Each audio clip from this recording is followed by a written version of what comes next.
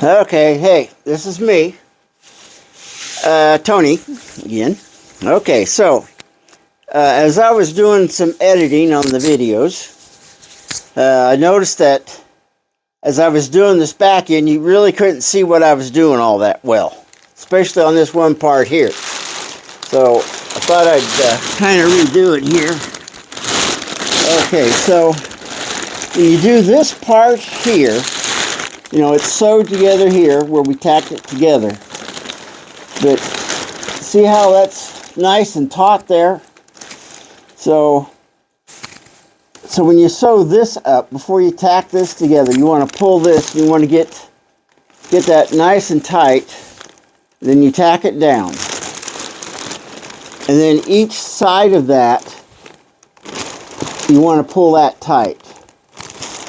And if there is a lot of slack, one of the either the top or the bottom is gonna, it's gonna be loose. It's gonna, we don't want that looseness in there.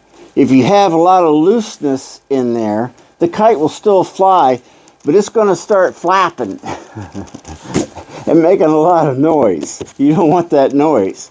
So you want that as tight as you can get it, okay? So when I say you sometimes got to finesse that, you might have to,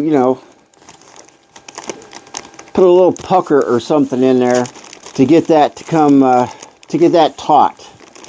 And then a lot of times I'll try to do it here where we do this overlap to hide that pucker. But yeah, you got to kind of finesse that on both sides sometimes. But on this kite here, man, it come out pretty decent. Maybe not perfect, but close enough to perfect. And then on these overlaps, when you sew these down, I don't think I showed that in the video. Let me see if you can see that. But you kind of pull these taut, and before you put this ribbon on here, go ahead and sew these two, this top and bottom together at this end to lock those together. And then you can put this edging on here on the outside panels. That'll help a whole lot, And let me get it off the floor here. I don't know, can you see that now? You can kind of see how that overlaps. That overlaps that. Oh, maybe not quite an inch. Then of course here, let me show you this one. That's the ugly looking one. Well, they're both not too good.